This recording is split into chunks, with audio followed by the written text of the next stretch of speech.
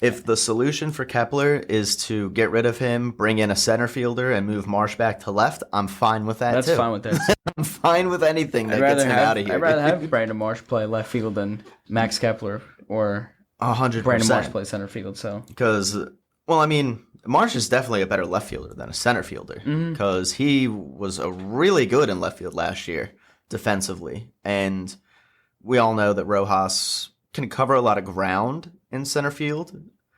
Now, he doesn't really take the best route to balls all the time, Johan Rojas, but he does make up for it with his speed and, his athleticism and all that stuff. the one thing he doesn't make up for it is bat. Right, because he still can't seem to find any way to get on base, whether or not it's through drawing a walk, through bunting to get on, through just slapping a little single that doesn't even reach the infield. With his speed, you would think that he would have more base hits than he does. Yeah, you by would. Being able to beat things out. You think he would be starting with the way he should be hitting the ball and making plays and stuff. Well, remember at the beginning of the year, he was hitting 300 or something, or close to it. He was in 292. Well, clearly it's not working out. I know. What happened? The first month and a half of the year, he was hitting high 200, low 300. He was actually performing pretty well. And I don't know what happened, but his average has literally dropped over 100 points since probably, I want to say May 1st. Now, I don't have anything that I'm looking at right here to back that up. Well, he contributes to the outfield with the worst OPS. I'll read you this stat real quick. Isn't it under 700?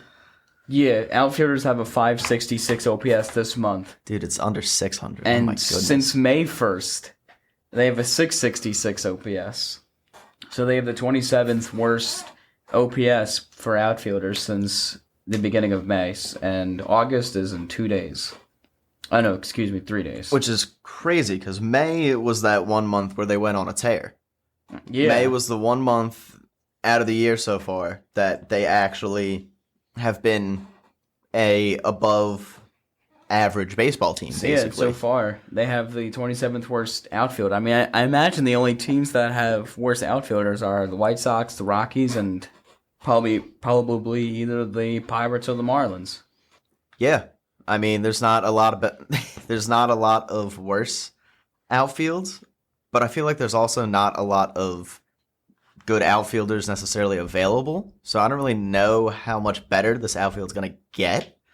I mean, getting, Luis Robert or Taylor Ward or Ramon Laureano would definitely help this outfield, but I don't think it makes it top 15 or anything like that. It's probably still a bottom 20 outfield unless you get two people in here.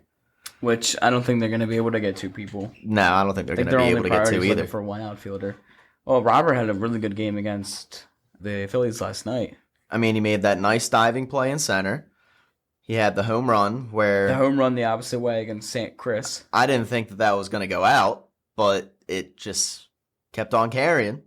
And it just barely floated out of the ballpark. But, I mean, hey, as long as it goes over the wall, it still counts. So, he has definitely been playing for really the entire month of July completely different than he has been.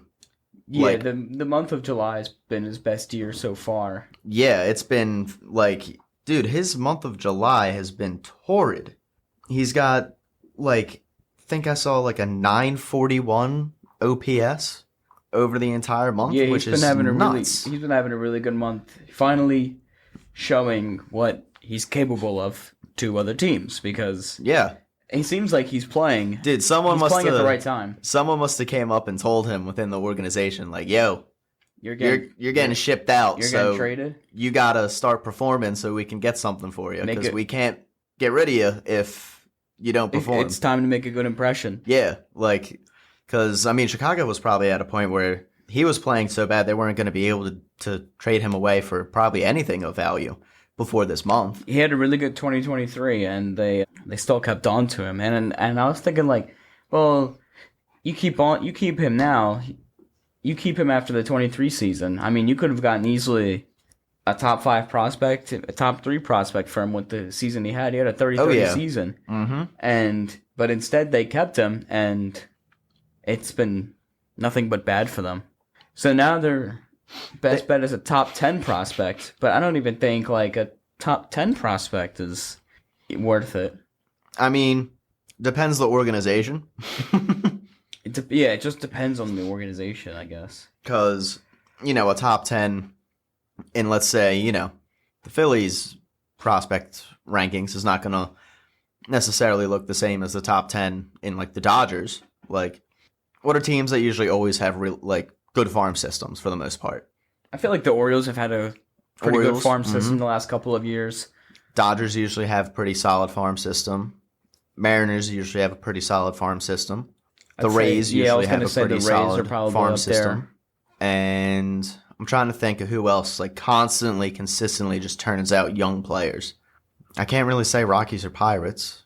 I guess maybe the Nationals have a decent amount of prospects. They have good young talent, but that was all acquired via trade. Right. I mean, the talent is there. Mm-hmm. But really, it's those 4 teams, I feel like, that have predominantly a really good development, minor league staff, where they seem to be able to develop players and really get them to major league ready capabilities. And, if you're looking at the number 7 prospect in one of those organizations, their number 7 prospect could potentially be good enough to be like the number 4 prospect in most other teams. So it all depends relative to what team it is as to technically the rankings of top 10 prospects. If you have a team that's a top 100 prospect and you acquire another top 100 prospect, that prospect could go to number 1 on your rankings. Yeah, exactly. Even though he might be, let's say like 4th on whatever team that he was from, because they also had 3 other guys in the top 100 before him. He could come into your team and you don't have a single guy on the top 100. Now he's your number 1, even though for someone else he was like their number 4 or number 5. So yeah, it all just depends on the club. So it's all relative. Mm-hmm. And prospects, you never truly know, how it's going to go. That's the thing with prospects. It's always hit or miss, unless like you're talking about superstardom. I mean, right out of the gate. And it's not oftentimes I feel like that there's like this can't miss prospect, like it's not like every prospect is like Bryce Harper, where we haven't had a can't miss prospect since Paul Skeens. Yeah. So I mean, not that long ago, but still. And then before him, I guess the only other like super prospect was, I know you had Strasburg. I mean, there's prospects that have gotten hype and have not panned out. Well, I mean, I can think of one from the Mariners, Jared Kelenic. That was one guy that had a shit ton of hype that did not pan out for him. I mean, there's a lot of guys that are like that, where they have a lot of hype and it just doesn't pan out for some reason. But the last can't miss prospect before Paul Skeens, I guess, was what? Adley Rutschman? Yeah, and Adley Rutschman was up there. Yeah, I'd say probably Vladimir Guerrero Jr. Okay, yeah, Vladdy Guerrero Jr. was a can't miss prospect as well, I feel like. But there's not it's not like there's just those guys that are just around on every team. You get a handful of those guys every 2 or 3 years where they're can't miss prospects. You might get 5 over a 3-year period or a 2-year period. Yeah, it just depends how well the team's playing. If your team's playing bad, you're gonna get higher draft odds. Exactly. Higher draft pick, and then you get the potential to draft the next superstar. So.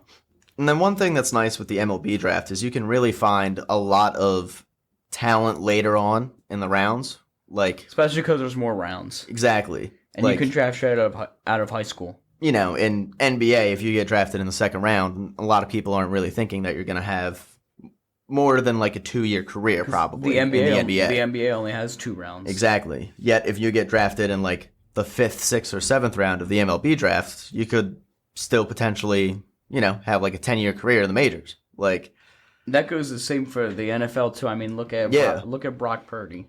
Yeah, I mean, look at Moro Ojomo right here in Philadelphia, 7th round pick. Same with Jordan Mailata. I mean, look where he's come from. Yeah, Mailata was a 6th round pick. I think 7th.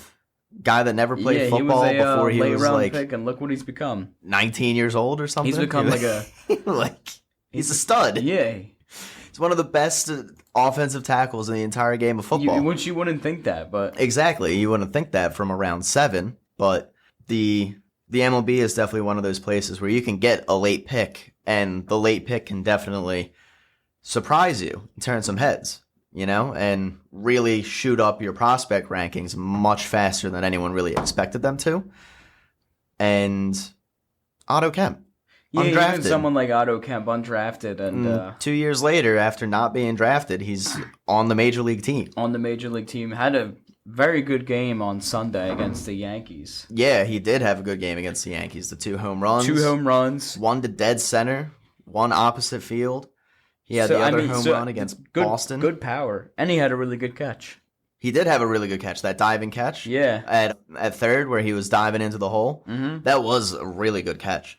And also, talking about good catches and good play at third base, Ryan McMahon was freaking phenomenal for the Yankees all series. Yeah, he was defensively. He was good defensively. I mean, he only had that 2 RBIs on Sunday, but yeah, but he robbed like 4 hits from the Phillies. Defensively, he was phenomenal over there at third base. So definitely, the Yankees got an upgrade. Yankees were definitely suitors to get Suarez, but I heard somebody say that they didn't want to pay the price for Suarez. They didn't want to pay the price, and they wanted someone that wasn't a rental. Plus, they didn't want to get involved in a bidding war. I saw too. That's going to be the thing with Suarez. Eugenio Suarez. He's going to be worth a lot of prospects, but he's going to be a rental. It's because there's going to be like 7 to 8 teams that are going to be interested in this man. Like that are all going to be like, dude, we want you, Eugenio. Yeah, please. There's a lot of teams. What? Tigers, Reds, Phils, Mariners. I mean, what team wouldn't be looking to add a 50 home run a year guy, right? Because that's what he's projected to be right now at the end of the season, is, or if not 50, very close to it. He's got 37. Yeah, so he's going to be at least on pace to hit another 10, I would assume. So he's going to at least end up with 47. At that point, he's only 3 away from 50. I could definitely see him going over 50 at this point. And 100%. If you were to pair him with Cal, Aaron Judge, I think Kyle Schwarber, they'll all hit 50. Well, now, if you were to pair a Eugenio with one of those 3, that would be a very formidable lineup for anyone to go against. Especially someone like the Mariners. Like, dude, could you imagine back-to-back a Eugenio and then switch hitting Cal Raleigh? Dude, I would be so scared to face Cal Raleigh if I was a pitcher. Like, or Suarez and then Judge, or like Judge, Suarez, Stanton. So they made 3 right there. They made this like juiced Kyle Raleigh for winning the home run derby and MLB The Show, and every time I end up just not throwing him a competitive pitch at all, because if you make a mistake, it's gonna be a homer. Well, I mean, that's the way that he's actually been all year. Which is crazy, has video game numbers, which is insane. He does. He's already over 40 home. He's at 41 home runs already. And it's not even August. I know. And people thought that he was going to slow down since the break. He's already got 3 or 4 home runs since the All-Star break. He's been right back on track. I mean, like, everyone's been like, oh, there's no way a catcher can keep this going for this long. And he's just like, I don't care. I ain't listening to these people. I'm just going to go out there and I'm going to smash dingers. I think he could finish with 55, 60. He could probably finish with very close to 60, if not 60. That's what I'm thinking, too. I saw someone saying that he might beat Aaron Judge's home run record. I was like, I don't know about that. I don't know if he's going to get to 65. I don't know about that. You got to get to 63 or something like that, because Judge hit 62, so. But yeah, like, that would be insane if he were able to hit 62, especially as a catcher. Like, now that I think would definitely. I don't know who the most single season homers by a catcher is, but I do. Perez. With I think. Yeah. I think he had 48. Like 47 or 48, so. Yep. He'll definitely beat that. Oh yeah, he's going to blow way past that. Yeah, unless he gets like a season-ending injury or an injury where it keeps him out for a substantial amount of time. He's going to end up with at least 55. Yeah, 100%. At least 55. Like, imagine that Mariners infield with Naylor, who they already got, Suarez, and Raleigh. Although you would think if they were going to get a Eugenio, they probably would have done it in the deal with Naylor.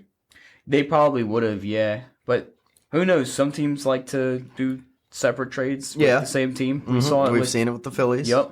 We've seen it a couple of times recently in the past. Didn't the same thing happen with the Dodgers a couple years ago? They made a trade with the Orioles, and then a couple days later, they made another trade with the Orioles. I'm not sure about that. I know they did Max Scherzer and Trey Turner in the same trade. Yeah, they did them in With the same Nationals, trade. but And I just think that whoever is going to get a Eugenio is probably going to end up overpaying and is probably going to regret it.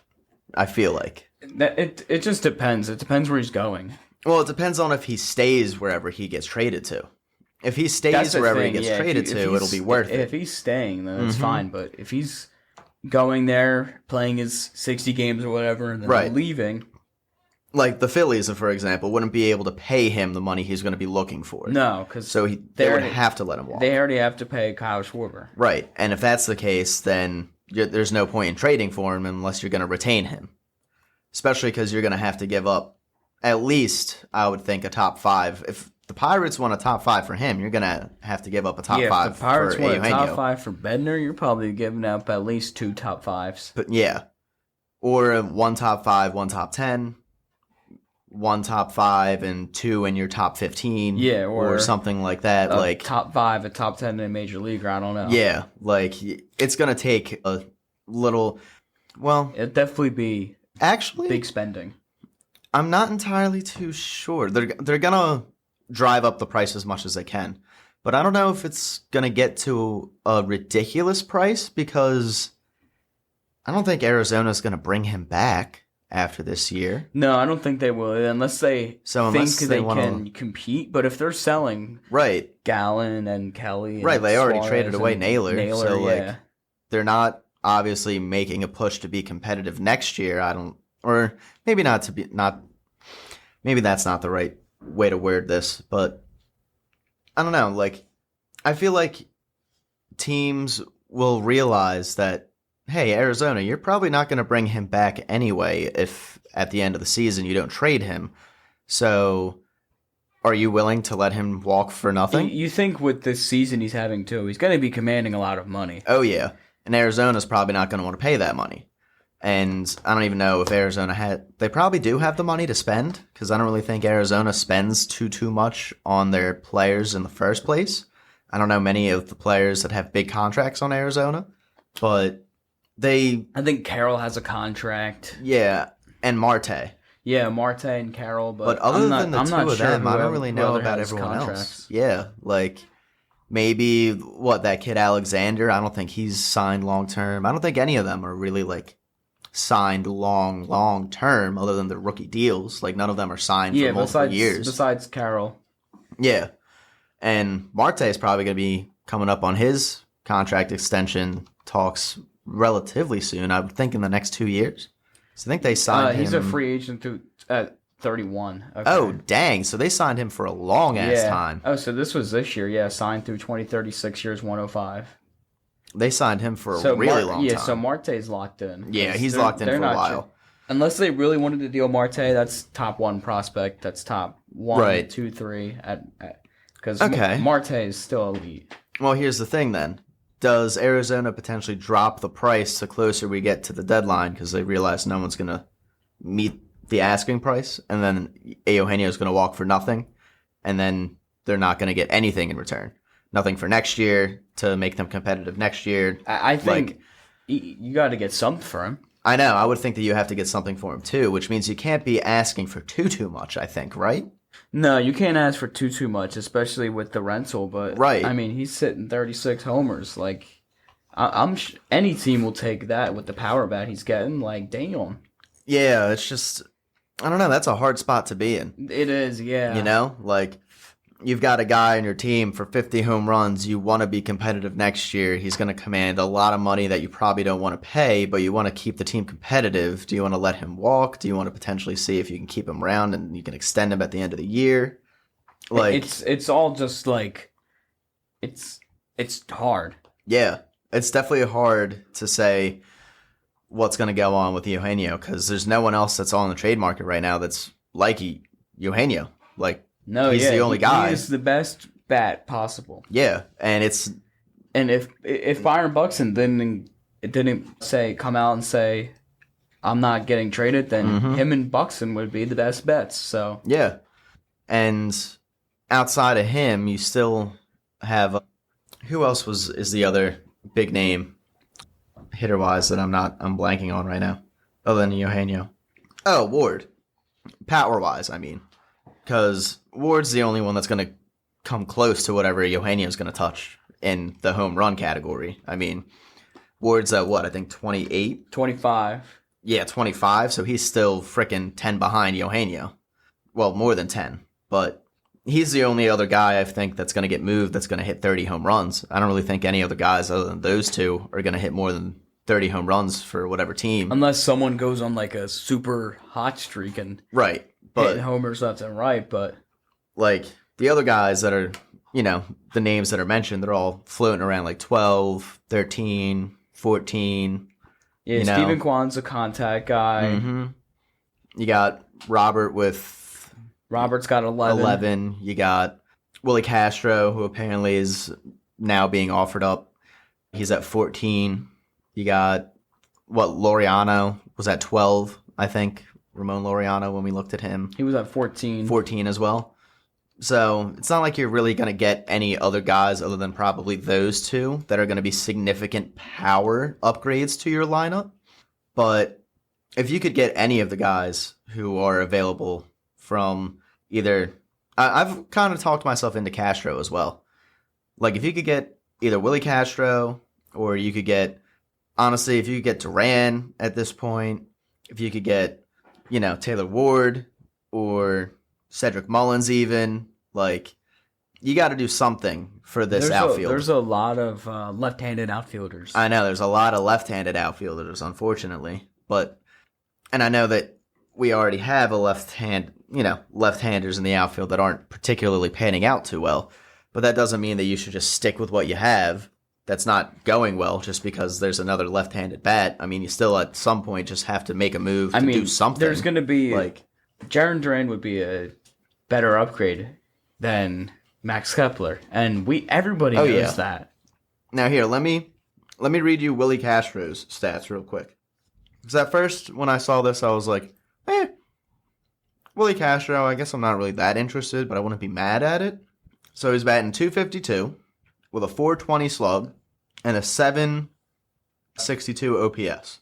So that's not bad. Pretty average. Just all around the board, it's average. Yeah, his WRC plus is 105. So just 5 points over league average. Mm-hmm. But it's someone that you could definitely acquire for a reasonable price. It's not like Willie Castro is going to top... He's a switch hitter, too. Yeah, and it's not like he's going to cost you a top 5 prospect or anything like that. Unless they include like a reliever in the package. Right.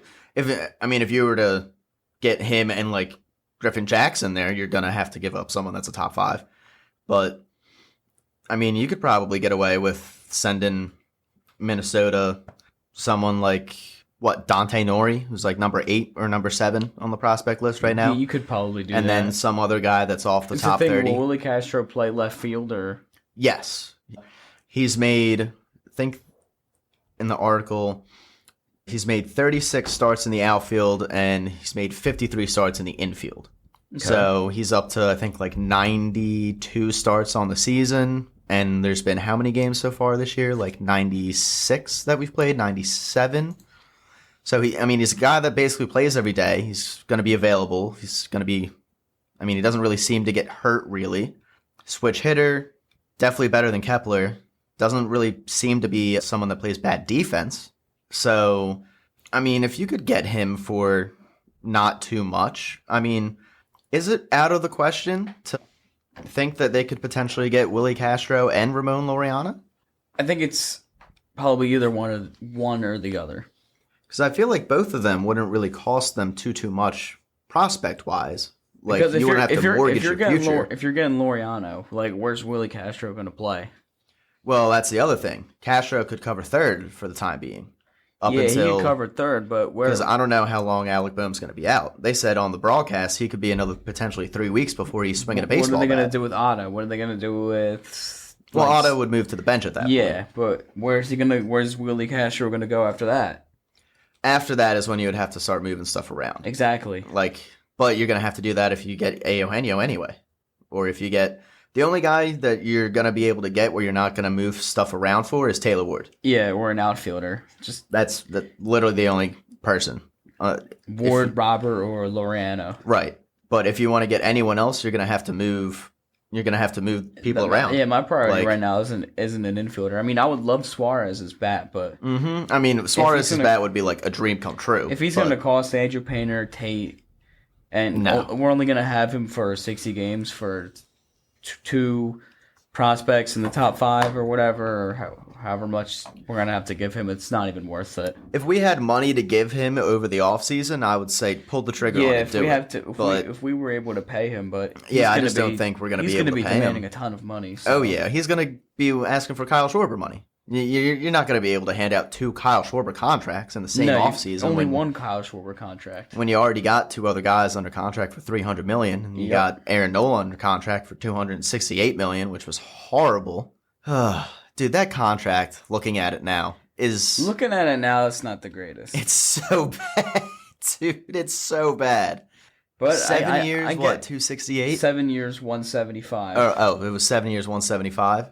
So I was definitely way over, but still. Looking at it, they wanted to retain Nola. I guess teams were offering him more money, but no one was offering him the same amount of years, though.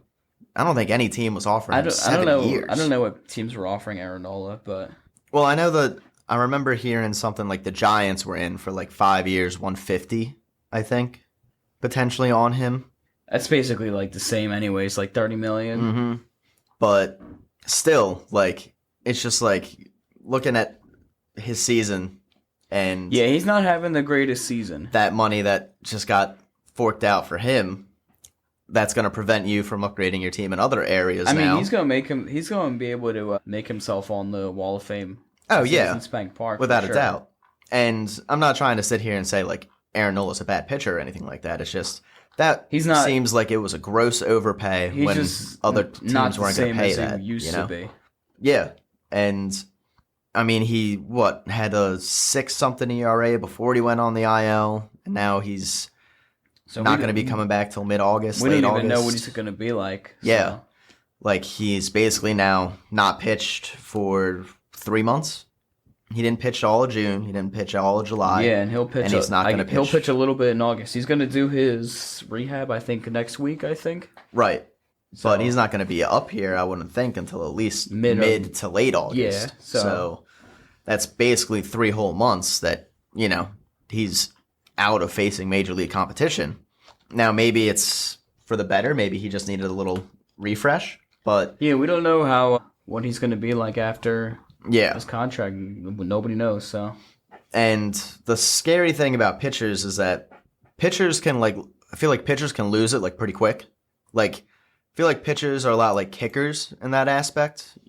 Kickers are really good. You could have Justin Tucker, who's really good until he's not. And then once he's not, he's abysmal. You know what I mean? I feel like pitchers can very much fall into that same category of they're really good up until they're not. And then when they're not, they fall off a cliff really fast.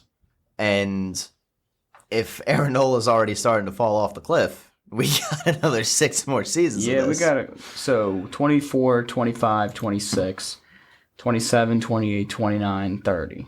Yeah. So it's a couple more seasons for sure. Yeah. So hopefully he's able to come back and look at least a little bit like the Aaron Nola of last year, at least. Because, dude, I was watching Marcus Stroman with the Yankees. Yeah, Marcus Stroman is terrible now. A completely different pitcher than what he was when he first got to New York, and that's only been 2 short seasons. It's been 2 years, right? Marcus Stroman is not the same as he used to be now. Right, and I mean, when you're throwing an 88-mile-per-hour sinker right down the plate to Bryce Harper, what do you expect? Yeah, and I just he was all-star pitcher. He was one of the better pitchers in the sport when he got signed to the Yankees at first. And 2 years after that contract, and he's almost unpitchable. He's buns now. He's baby food. Right. That's what I mean, though, where pitchers can go bad, and they can go really bad really fast. And if you have Nola signed through all this time, I just hope we're not seeing that decline from Nola, and it ends up being like the Stroman contract, where in 2 years he's unpitchable. And guess what? You're stuck with him. You're now. stuck with him, yeah. So you can't. You got to throw him out there every 5 days with the way you're paying him. So yeah, like that was a horrible contract. It seems, at least right now, it was. And it's preventing you from being able to potentially go out there and add someone like a Eugenio Suarez, because guess what? If you didn't give Aaron Nola all that money, you'd have extra money to give Suarez. Yep. Or to give one of these rental players that you could actually offer to keep them around at the end of the year. So that kind of sucks. That's kind of just, I guess, the way that it goes for I guess, yeah, the Phillies. the market is getting worse and worse every single year. Yeah. And I'm sure they wanted to retain Nola, but And dude, speaking about